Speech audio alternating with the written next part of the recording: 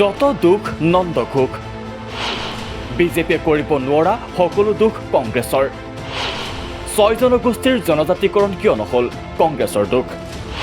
মাজুলী সংৰক্ষণৰ আওতালৈ কিয় নাহিল কংগ্ৰেছৰ দুখ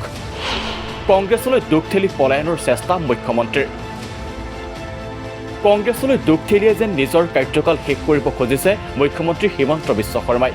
নিৰ্বাচনৰ পূৰ্বে প্ৰদান কৰা প্ৰতিটো সমস্যা সমাধানৰ অন্তৰায়ৰূপে এতিয়া দেখুৱাব খোজা হৈছে কংগ্ৰেছ দল অথবা তৰুণ গগৈ নেতৃত্বাধীন কংগ্ৰেছ চৰকাৰক নিৰ্বাচনৰ পূৰ্বে বিজেপিৰ প্ৰতিশ্ৰুতি আছিল 6 জনগোষ্ঠীৰ জনজাতিকৰণ জাতি মাটি ভেটিৰ সুৰক্ষা প্ৰদান ৰাজ্যত দুবাৰকৈ শাসনত বহিল বিজেপিৰ নেতৃত্বাধীন চৰকাৰ দুইবাৰৰ মূল প্ৰতিশ্ৰুতি আছিল জাতি মাটি ভেটি ৰক্ষা আৰু 6 জনগোষ্ঠীৰ জনজাতিকৰণ কিন্তু বিজেপি চৰকাৰৰ দ্বিতীয় কাৰ্যকাল শেষ হ'বৰ সময়তো নহল 6 জনগোষ্ঠীৰ জনজাতিকৰণ আৰু অৱশেষত পূৰ্বৰ কংগ্ৰেছ চৰকাৰলৈ দুখ ঠেলি পানী ঘোলা কৰিব বিচাৰিছে হিমন্ত বিশ্ব শৰ্মাৰ নেতৃত্বাধীন বিজেপি চৰকাৰে আজি লখিমপুৰত 6 জনগোষ্ঠীৰ জনজাতিকৰণ প্ৰসংগত কি ক'লে মুখ্যমন্ত্ৰীয়ে শুনক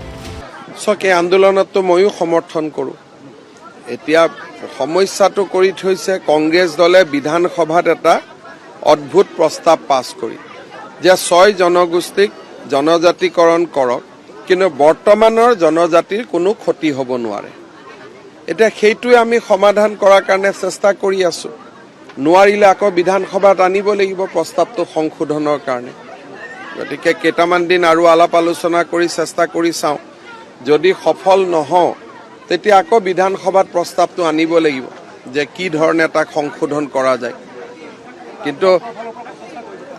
আমি কৰি থৈছো তৰুণ গগৈ চৰকাৰৰ দিনত প্ৰস্তাৱটো এনেকে ললে যে 6 জনগোষ্ঠীৰ জনজাতিকৰণ কৰা হওক কিন্তু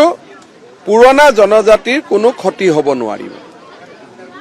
এতিয়া দুইটা নিমিলা অংক কৰি থৈ গ'ল সদ্য সমাপ্ত বিধানসভা অধিৱেশনত গৃহীত হ'ল অসম ভূমি আৰু ৰাজহ অধিনিয়ম বিধেয়ক 2024 যি বিধেয়কৰ জৰিয়তে সংৰক্ষিত হ'ব অসমৰ ঐতিহাসিক প্ৰত্নতাত্ত্বিক স্থানসমূহ কিন্তু এই বিধেয়কৰ আওতালৈ নাহিল মাজুলী যাৰ দুখো কংগ্ৰেছলৈ ঠেলিলে মুখ্যমন্ত্ৰী হিমন্ত বিশ্ব শৰ্মাই তাতে মোৰ কি লাভ থাকিব মাজুলীক এতিয়া কিয় লগালগে